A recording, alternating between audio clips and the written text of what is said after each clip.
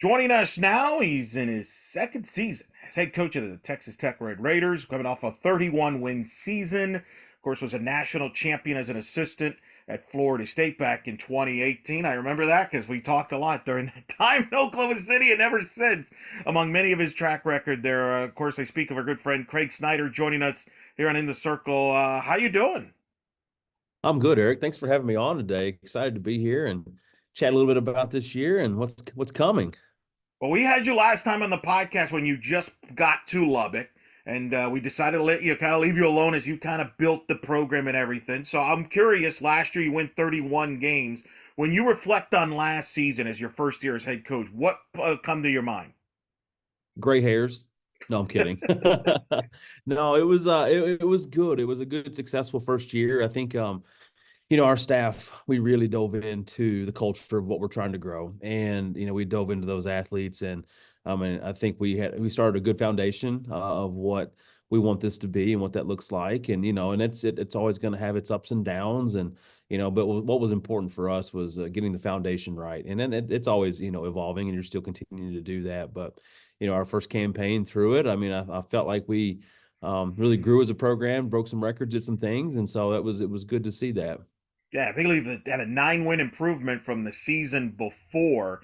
What did you learn about yourself being in that chair now as the head coach? It's one thing to be the assistant or an associate head coach, but now you were the head coach. What did you learn about yourself in that first year that you want to apply and keep in mind in the back of your mind as you enter your second season?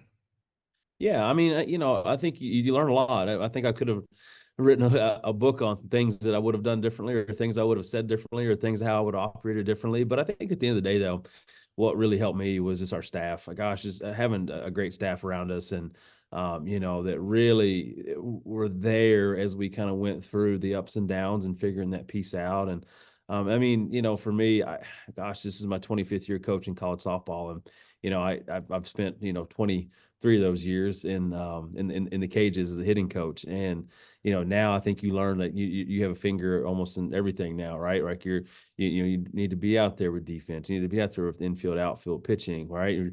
You're with the boosters, you're with what we're renovating a softball field, so I've been in meetings with that. And you wear a lot more hats than I think I realized at first, but at the same time, that's also kind of the cool part of it, is you get to, it's your vision, right? It's what you want this to look like, and how this we want this to operate, and how we want to build a field, and how we want to do this, and how we so definitely many hats now. And I think I always tell people, like, what you know when you know it, and I learned a lot last year, and I think I continue to grow and learn. Yeah, I think that's never going to stop, and so but something I've really enjoyed, something I've really, this is a different role, but I've really embraced that and enjoyed that, and getting to have a piece of each part of the pie now. You've worked with some great head coaches, Lonnie Alameda, Joe Evans, to name a couple. There's more, obviously, but those two in particular. Was there a moment at some point last year or so where you were doing something as a head coach and then you came to the realization, oh, now I understand why they were doing it. Now they understand what they were doing during that time. And maybe you messaged them, said, I know what you go through now. Thank you for what you do. Oh my gosh, there were so many of those moments, where I would text Coach Evans or Coach Alameda or Coach McNutt and Coach Montgomery. I mean, saying it was just, there's some, like, hey, I remember us talking about this, or I remember that. And then, I've been so fortunate, gosh, in my career. I know we've talked about it before, but I've gotten to work for 3 Hall of Fame coaches, and and all of them have either played or coached or won a World Series. And gosh, I mean, just to be that lucky and be around that kind of caliber of person and coach. And what you realize in that process is that everybody does it different. Everybody does things, that it really fits their mold of what they want it to look like. And that's what was so important for me. I did know going into this is that you need to be true to yourself. You need to be true to what you are and how you are and how you want to operate. But definitely there were some moments where you're like, oh, I understand why she said that, or I understand why, we did it this way. And so you definitely understand that a lot more when you put the head coaching hat on. And I say this all the time. If I ever had to go back to being an assistant, I would be a way better assistant than I think I was before, for sure. Well, tell us a little bit about your assistants now and your staff and your vision for it. And your style now is coaching as you enter your second season. You got a new pitching coach in Bryce DeColvey. You got Morgan Claverman, which makes me feel old because I covered her as a player, so that's depressing on a selfish matter. But nonetheless, you've got her on the staff. Just tell us a little bit about the entire staff. Well, yeah, I mean, it was starting with Bryce. I mean, we made a change in the pitching department, and we found Bryce, and Bryce comes from I think the best pitching pedigree with Lonnie Alameda and how she manages pitchers and how we develop and grow pitchers and how we want to grow a culture. And he has done a phenomenal job with our staff and really embraced him, and our pitchers have embraced him and really have enjoyed what he has to offer to us. And so he's been great. And then obviously playing the men's game as well. He still plays, he still pitches, so he's in the bullpen getting some reps in and doing the same thing. So he goes through the same challenges sometimes as the pitchers do, and so I think he can relate to that, and the athletes relate well with him with that as well. And so Morgan Claveman, obviously on the 2018 national championship team, and she's come in and has done a phenomenal job. And then what's been really great about Mo is, obviously she was my first recruit out of Texas when we were at Florida State. So Mo and I go way back with her family, and so it was good to have her in addition to the staff, and brings a lot of knowledge about the game. But also she knew how I operated, so that was always going to be a feather in our hat. But then too, just the culture piece, right? Being able to talk about the culture we want to grow and how we want to do that, and she has been nothing but phenomenal with that. So really pleased to have her. And then of course on that culture piece too, we've got Pete Suarez, who's our director of ops and helps us with player development, and he has been incredible. I always say that Pete's the backbone of what we do. And again, he grew up through the system at Florida State, and I think he knows exactly how we want to operate and what we want to do. And of course, Pete was with us at Texas A&M as well, and so Pete and I have been together for a long time, and understand how we want to operate and how we want to grow and develop and how we want to grow a program. And so Pete's great, and then the other one, our last one is Roy St. Clair, which I can't say enough about Roy. One of the things that you go through as going to transitioning to an assistant to a head coach is, for me, I'm always in the cages, right? Always been in the cages. I've always been the person in the dugout that talks to the hitters and stuff. And she has been able to step in that role and by far surpass anything that I could do. She is incredible, and she has a great bedside manner with our hitters, being in the hole. And that, which I've always said, I think that's the most important position as on the coaching staff, is the person that's talking to the hitters right before they get into, on deck or on the plate, and being able to help them understand where they're at, how we're getting pitched. And she's done an incredible job with that, and the players love her, and she's a grinder, and she keeps me on task too. Gosh, she's organized, and I need that in my life a lot. So she's been great for me, and so I can't say enough about our staff and what we've grown. And we've even this year we have a student assistant coach, so Morgan Hornback, who played for us last year, and so we get Morgan for the next 2 years, which is great. So we get it for this season and the next season, and so get a lot of good knowledge around our program right now, and a lot of youthful coaches that are keeping me young, because I feel like I'm getting older by the day. It seems like, I guess, in this role, but they do a great job. They represent our program well, and I can't say enough about what they do for our program and representing Texas Tech. Let's talk about the offense, which set some records last year in your first year. I'm curious in a couple things. How much of your offensive philosophy were you all able to implement in your first year? Because that's a transitional year, right? You're learning the players you inherited. They're learning your style. It takes some time sometimes. So how much were you able to install versus now in the second year, when in most of the time the second year is when that big boom, but you had a big boom uptick in the offense last year. Yeah, I think we were able to implement a lot of stuff last year. Now, that's kudos to those players. They did a great job. They embraced our staff. They embraced the philosophies. They embraced what we were doing training wise, and they were tireless workers. So that's on them, man. They did a phenomenal job, and so we came in, and you have these great ideas and these things that you want to implement that may have been successful, at other schools, or things you've seen with other athletes, but you never know if that's what the most impactful thing is going to be. And gosh, I mean, to see some of the numbers that some of them put up last year that maybe haven't done that in their career was just really cool to see, and just see them enjoy the game and have fun again and get to do something they haven't done before, And so, I mean, I think about some of the players that graduate, like the Ellie Baileys and the Peyton Blythe. I mean, just put up some monster numbers that they haven't done before, and And then you find the Katie Wyckoffs of the world that come in and, all of a sudden she's the Big 12 freshman of the year. And, I don't know. It was really neat to see. And I know we've got a lot of those kids back this year too. That can do a great job for us. I mean, Mackenzie Herzog was another one, just put up some great numbers for us. And so it was fun to be able to coach them up, be able to, be in their hip pocket and, for our staff to do that as well. I mean, it wasn't a me thing, it was a we thing. And it was really encouraging to see. And, I get excited about as we move forward into this year. And I think this year could be different, last year I did think going into the season that we'd steal a lot of bases. I thought we had a lot of good team speed and I thought we'd steal a lot of bases. Well, then we hit 90 something doubles, so we didn't have to steal second as much, and so you go, oh, wait a second, this is what we're doing. Okay, great. And I hope that's the case this year. I hope that's the case that we can hit the ball in the gap or lose over the fence. That's always a plus, because if you're gonna face elite pitching, you're gonna have to have the ability to get the ball in the air and get it to the big part of the park, and so that's something we talk about and we try to focus on, is like we practice hitting extra base hits, and so we'll see what happens this year. But last year was really fun, and again, that's all credit to the athletes. Well, you mentioned Kaylee Wyckoff, the Big 12 Freshman of the Year, was a D1 softball freshman All American, put up incredible numbers.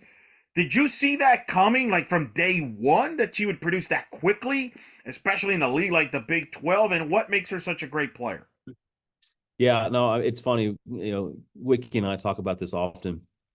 Her fall of her freshman year, she struggled. She struggled, and which is always sometimes a good thing for a freshman to come in and kind of struggle, because you have to figure out that hard part, right? You have to figure out the failure, because they have to learn how to fail. Because guess what? It's coming. It's going to come in your career. You're going to fail. You're going to have hard times, and if we can figure out that balance early, it's a great thing. And she had to figure it out early because her fall was tough. And then she steps into a role about the first or second weekend and just goes off, just absolutely goes off. Did we think that she had it in her? Absolutely. Like, she's an athlete. We knew she was an athlete. It was just a matter of giving her the opportunity to be able to shine. And she took it and ran with it. Gosh, she took it and ran with it. And that was one of the most feared hitters there in the nation for a long time last year. And so, yeah, it was really fun to see her grow into herself. And then she's been great, since, this fall and in the spring, and just a mature hitter already as a sophomore. So excited to see what, she can do. And I told her, I said, hey, listen, this year isn't about trying to repeat. This is about being good right now. What being present and living, learning how to live pitch by pitch. Because you're going to have a lot of questions, right? You're going to have all these questions about how did you repeat last year, and the answer is you don't. You don't. You stay present and you continue to grind and do what made you successful last year. She leads this offense, but there's others that return that will help to produce the offense, and you got some new faces as well you've added to the roster. Just tell us a little bit of the identity of this offense this year coming up, and some of the faces and players that I think fans, when they watch your team play, will get to, if they haven't known already, will get to know. Yeah, I mean, it's going to be interesting. We've got a lot of different weapons this year.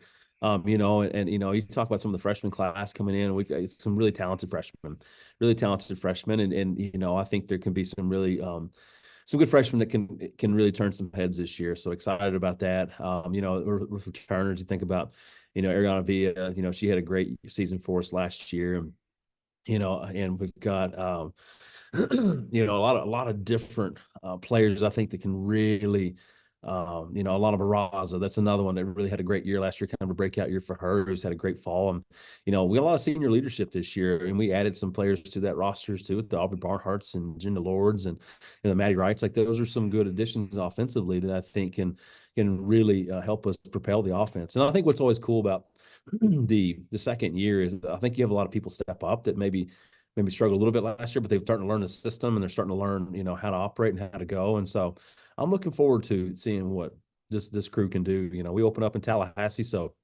I get some great great pitchers, with Charlotte and Florida State. And so we'll be challenged right off the bat. And that's exactly what we need. It's exactly what we need to help, get us ready for Big 12 play.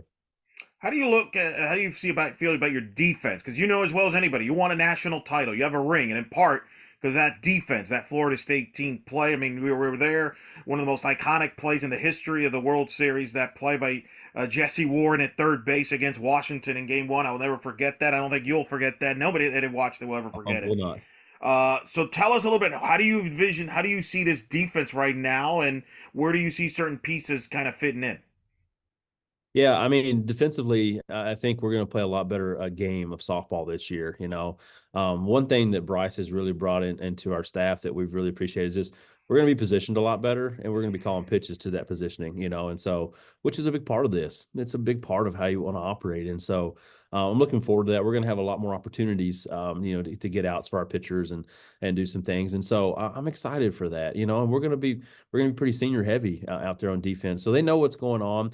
I think if you watch this last year's team versus this year's team, you're going to see us play a little better brand of ball defensively. You're going to see us take care of the ball a little bit more, and we've definitely been focused on that throughout the fall and into the spring preseason now, and just really taking care of the ball because at the end of the day, if you're going to make a postseason run, if you're going to be a team that's in postseason, you got to play catch and throw.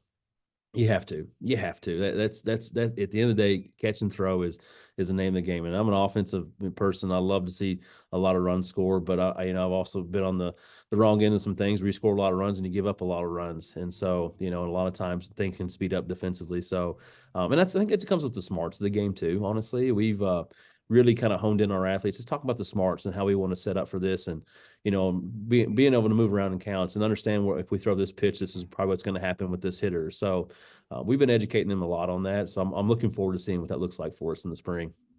Pitching wise, you got five pitchers on the staff. Obviously, one that jumps out to me is a Sage Hoover, who I think really impressed me when I got a chance to see her from time to time. Just talk about your five pitchers there and your staff that obviously Bryce DeColvey will has been Mhm. working with. Well, I think the biggest thing you're going to see with the staff this year is it is going to be a staff. It's going to take all of us, getting out and really trying to keep hitters off balance. Bryce has developed these pitchers extremely well. They have all grown. They've grown in spin and location, and they've grown in their speed as well. They're all stronger. They move better, and so it's been really neat to see. I think. You'll see a lot of different looks this year, which is going to be great. You're going to see ones that spin it up, one that spins it down, and so I think we'll have an arsenal to really throw it, on offense now to try to keep them off balance and keep us in games and give us a shot now. And so, but I can't say enough about their development and how well they've just grown since September till now, and what they've embraced with Bryce and what they've done. So I'm looking forward to that, Eric. I think it's going to be a good staff, that's going to really show a lot of different looks to everybody. And you have to have a staff for many reasons. I mean, the Big 12, it's a tough league. It's a top league. So you have to have as many arms. Plus, I know your park, especially depending on how the wind goes, that ball flies. Did you pick up on how quickly did you pick up on that with that stadium there? And that's one of the other reasons why you need, certainly by committee and staff to help there. Well, it's so funny. I remember a previous coach telling me that you can't hit home runs in Lubbock. And I'll never forget the first inter squad we have. And I'm like, wait a second, I don't think that's the case. And now we'll say the wind blows a lot, and it'll blow in from right, it'll blow right to left, left to right, or it'll blow out. Rarely do we have it coming dead in. But so it is interesting, and so there's a lot of different weather patterns that come through Lubbock. This is one of the few places I've lived. Everybody talks about their weather and how it's volatile and whatnot. This is truly a place that you may need three outfits that day. You may need some because it's snowing in the morning and it's 70 in the afternoon, and it could be raining, at midday. Who knows? So it is being able to keep people off balance, especially if the wind's not in your favor on a defensive side, is huge. Is you keep the ball down and hitting our spots and attacking hitters. That's so big because it makes it scary when you sometimes at a park that where the ball flies out because now you're always one swing away. Now on the flip side, that's what we tell our offense too. We're always one swing away. Keep swinging. Give yourself a shot because a 3-run home run can put you right back in a game, or you take a lead now or extend a lead. So it can be pretty volatile, that's for sure. When we had you on the podcast when you took over the job, you said two things that were reasons for you taking the job that you liked was family, obviously, being closer to family, but number two also being in Texas and recruiting that talent, which you did at Texas A&M, and having those connections and ties, which I know is something that A&M that Texas Tech liked as well when they brought you in. Talk about that standpoint of the recruiting impact since you've taken over that program, and has it been a smooth transition for you there, going from A&M to Texas Tech and maintaining those connections? Yeah, for sure. I mean, I think we've been able to really dive into the state of Texas and do a good job there. But I think what's given us a more an easier pipeline too is that we've been able to go out of state as well. So as we look at the class coming in next year, it was the number 2 ranked recruiting class, and so which is exciting for us. I mean, now we've got 2 kids out of state that are coming in, and then we've got a lot of kids in state, and so I'm excited for that piece. And it shows that hey, we can get kids out here. We can get kids to Lubbock. It's actually pretty easy to fly into, and so we've done a really good job of that. I'm proud of our first recruiting class coming in, that 24 class, and I think and the availability of that too. So I've loved that piece, and I think people, one thing I've noticed about this area and this school is if you're a Red Raider, you love the Red Raiders. Our fan base is passionate. They love, they love winners, and they love it. So when you have people that are alumni or have children, they want to see their kids come to Lubbock and be Red Raiders, and so that's been a good feather in our hat. And it's been fun to kind of see that and really get to meet people and talk about that piece and get to share our vision for the program. Obviously, in Big 12 this year, unique. It'll be Oklahoma and Texas as last year in the Big 12. It's UCF, Houston, BYU's first year. We'll have new members next year as well. Arizona State, Arizona, Utah coming in. Your thoughts on the league, in particular this year, with the growth of the league here, and just so many great, intriguing storylines, and for this league.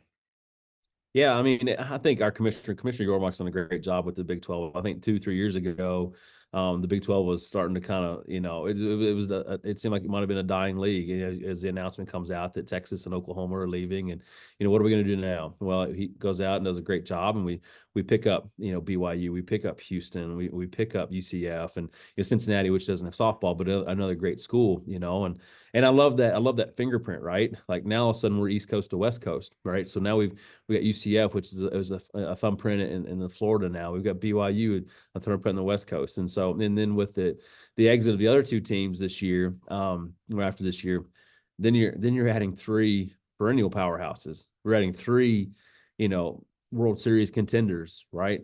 World Series champions. I mean, with the storyline of just Arizona and they're so many years of winning national championships and competing for in the World Series. Arizona State's they've done nothing but a phenomenal job, and their staff is incredible. And then Utah just coming off a World Series run, and so you know I think collectively we get better, and I love that. I love that. And again, we got a thumbprint now on West Coast to East Coast. And so, and who knows, Eric, I think this conference alignment stuff is crazy. I don't think it's over. I think that we'll probably see more movement in conferences and things. And so it seems like it's ever evolving, but I'm excited from the softball standpoint. I think we're going to have a great league with a lot of great coaches and continue to push the envelope to be the top conference in the nation. Well, that was something that intrigued you when you took the job. You told me about that because you coached in the SEC, obviously during your time at A&M. You've coached in the ACC. Now that you went through that first year in the Big 12, what did you learn about the Big 12 going through it that first year? And it sounds like you're convinced you could be the top league in the sport moving forward. Yeah, I mean, I think we are the top league. I mean, Yeah. we continue to win national championships, with that, and obviously, one of those teams is leaving, but at the same time, like I don't know, I think we're top to bottom. We're gonna have teams in postseason, and I think, I reflect on the SEC there for a while. They had a run where every team got into postseason. I don't see that I see that being the case with the Big 12. I think eventually we're going to see it that this is a league that's going to get everybody into postseason at some point because we're not far off as it is. And so I think these coaches continue to push the envelope on that. I think they continue to grow and recruit. And, I see us doing that. And so, and it's a challenge. Gosh, it's a challenge when you go play at Oklahoma, and then you go play at Texas, and you go play at Oklahoma State, and then you go play at Baylor, and then at BYU. I mean, it doesn't stop. It doesn't stop. And you're going to get everybody's best every day in a 3-game series trying to figure that piece out. And so, I get excited about that. I get excited about where this conference is headed and what we can do with it. It was the number one conference RPI wise last year.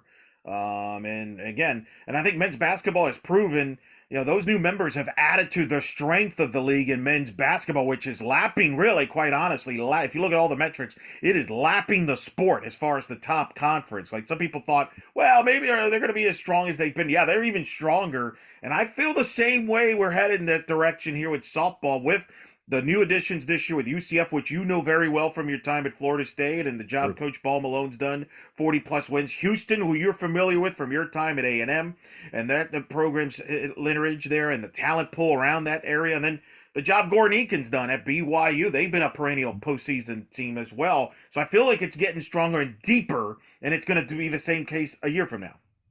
Absolutely. No, I totally agree with that. And again, I think we've added three great programs. Three great programs are going to continue to push the envelope for our conference. You know, and like you mentioned the basketball thing. Yeah, I mean, gosh, look what UCF's doing basketball wise right now. I mean, doing a phenomenal job. You know, they're pushing the envelope and just making everybody better. So again, iron sharpens iron, and I think that's what we're doing in the Big 12 right now. Looking at your schedule, you're going to be on the road for the most part the first month of the season up until March. But obviously, you alluded to it earlier. That first weekend in Tallahassee, Joanne Graff Field. I think you're familiar with that facility a little bit. Been there a Uh, few times, a few times. you play Charlotte and oh yeah, Florida A&M. And, oh yeah, Florida State. What is Mhm. that going to be like for you? We had Coach Alameda on, and the second that we talked about the schedule and that tournament came up, a big smile came in her face when she brought up Texas Tech coming in and kind of a homecoming, if you will. What is that going to be like for you and your staff? Like more, Morgan, who have ties there. Yeah, I mean, I get excited about it, right? I mean, we've all got a lot of us have ties there, and that's going to be nice. But I think more so, Eric. I mean, it's about our kids getting to compete in that environment because what coach has done there in the environment she's created, and gosh, it's just I want our athletes to feel that and see that and like understand what a postseason atmosphere looks like. And yeah, we've got a lot of ties there. We're gonna get to see a lot of familiar faces that we've seen and grown up with and grown up through the sport, but our athletes being able to compete in that environment and against a great team it's everything, and that's what's going to make us better. And so, I reflect on last year, and I think sometimes we missed some competition we needed to be playing last year, and that's okay. That's part of it. We had to learn and grow and learn how to win. And this year we're going to challenge ourselves. And so you got Florida State, but then you got Charlotte.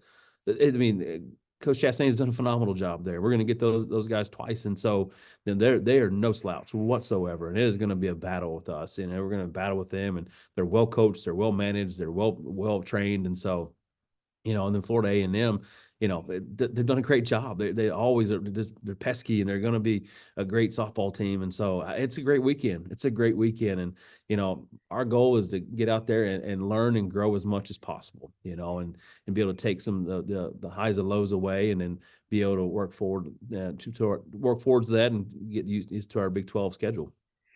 When you see Travis Wilson there, who's the first one to crack a joke, or is it just intense? Are you ignoring each other? What is that going to be like with you two? Oh no, we'll give each other a hard time. I'm sure back and forth as always. It'll be like we've never left. Yeah, I mean that's the thing, right? And you're right. You got to focus about your players. It's about winning the games there. But I'm sure there's going to be a moment as you drive into that campus. There's going to be some memories that are going to pop in your head probably there for you there. I mean that's it's you've been to obviously many places, you've coached in many places, but that's a place that's very special to you guys, and that's going to be amazing to see what it will be like for you once you step in there and what hits you there from a memory standpoint. And then obviously the games get going and you play, but still that's going to be unique for you. Oh, there's no question. I mean, I reflect on my time in my 9 years at Florida State and the World Series appearances and the national championships and just the ups and downs, and from when we grew the program and from 2012 to where it is now. And, a lot of great memories, a lot of great people, and a great university. And so I am looking forward to that. That will be special. But again, I love the fact that we get to go play at that park, that facility, in front of some great fan base. I'm looking forward to that. It's going to be really fun. You're also going to be playing at a Texas State at a tournament there. They're really good there. I mean, a good field there at North Texas. So you're going throughout the whole state. And there, of course, you'll eventually open Big 12 play at Provo against BYU. Just tell us a little bit about your philosophy about the rest of that schedule to get you ready for Big 12. Yeah, I think again, our goal is to try to play some great teams and be in great tournaments. And also, like, I want to be able to take our athletes home. And so to be able to get back down to the San Marcos area, we've got some athletes from the San Antonio area and the Central Texas area, but then also be able to play in Denton. Some athletes we have from the Dallas area. And so I think it's very unique and special when we can do that and play great competition. and both tournaments are chock full of great teams that are going to challenge us, but we'll also be able to be around family, which is a big deal. And I love that. And so looking forward to that, looking forward to our home tournament. Where we could kind of unveil the new, the new digs, if you will, the new field, which I'm excited about. The renovations that have taken place, and then then jump right into Big 12 play for 9 weekends straight. So looking forward to that. Do tell.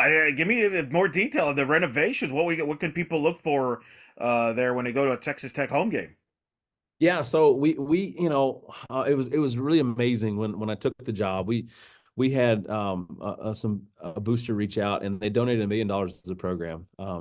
And John and Tracy Sellers are naming this. They donated to football and donated to softball. And Tracy played softball here, and it's been on their heart. They wanted to really help the program. So we took that. We put a turf outfield and skirted in out, and so we took care of that because the field hadn't been really touched since 2000 when it was first built. And then the next piece was wall padding, adding that piece in there, and just kind of some graphics and doing things like that. And then the next phase of that is covering over the stadium. So that won't happen this year, but we're working on our designs on that now, and being able to raise funds and do that. And we've got a lot of generous boosters out here that are jumping in and wanting to help the program.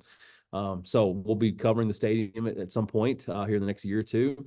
Then renovating locker rooms, right? Updating those and doing some things with that. So, yeah, a lot of cool stuff. But the first two pieces were, renovating the field itself, our playing surface, and the turf's down. It looks sharp, looks good, and then adding the new wall padding in, and looking forward to that. They're still working on that now, but should be done here in the next couple of weeks. That's awesome. Congrats. I did not know that. That's awesome that building that. Although it shouldn't surprise me because I've seen people have visited there. I mean, obviously the success they're starting to have in football. Obviously the great interest there. Baseball's had great success there. Men's basketball's having success. I mean, it seems like as a department there at Texas Tech, there's a lot of growth going on with the success there. And you mentioned it earlier that the passion that alumni and the fans have for their sports there. So that maybe I shouldn't be surprised. That's awesome though that they're contributing to the softball program. Absolutely. No, it's a great place, and when you get here, you realize how special it is and how special Texas Tech is, and our Red Raider Nation fans, and how passionate they are, and how supportive they are. I mean, we by the end of the year last year in our series, we were having sellout crowds, and that hasn't happened in years. And so I love that piece, and love the passion for the fans, and that we get to interact with them and do that, but also put a great product on the field, but also continue to grow our facilities and stuff, because we know, and in college athletics, it's an arms race facility wise, right? And so we're always trying to how can we fix this? How can we be better? Even last year, we put a new bullpen in last year behind left field, and cool thing for our pitchers last year and this year too is now when we call to the pin, they get to run through the outfield fence. It's like almost like a Major League Baseball player, running, through the end. So we call to the pin and they come through the left field fence now versus coming out of the dugout. So get your walk up song and everything else. So a little wrinkle, a little special thing that we do out here. That's awesome. Fantastic. I'm glad that you hear the fan support too. And then certainly great softball ahead. It'll get going in February. You'll mention you'll start the season in Tallahassee. And this will be my last question before I let you go is what is going to be some keys for your team this year? What are a couple questions maybe as you get into the season that you're looking for to finding out about your team that you can only find out playing other competition that could be a key in the success of the season? Yeah, well, I think the big one we look at is right is like can we keep the runs off the board this year? We leaked a lot of runs last year, and that was no secret to anybody. This year's looking forward to okay, like how can we minimize that? And that's going to be a little more strategically defensively, but also just pitching wise and how we call and everything else. But and can we score runs? And we graduated a lot of those home runs last year. But so who's going to step up? I'm looking forward to who steps up because every team always seems to have somebody that steps up that maybe that surprises you don't realize. And so I'm looking forward to seeing who that is this year. I'm looking forward to seeing that person who steps up and really evolves in the offense and helps us continue to score runs and win ball games. So it's always exciting. It's like Christmas morning, right? You open up presents and to see what it looks like. And so we're getting close to the final countdown here. So I'm looking forward to seeing what this year brings to this program in year two. And I know we're just going to continue to learn and grow. Right? We're still growing the foundation, still growing the culture, but I truly believe that our staff and our players were on the right track of what we're trying to do. And I think we're not far from looking up and seeing ourselves making deep runs in postseason here very soon.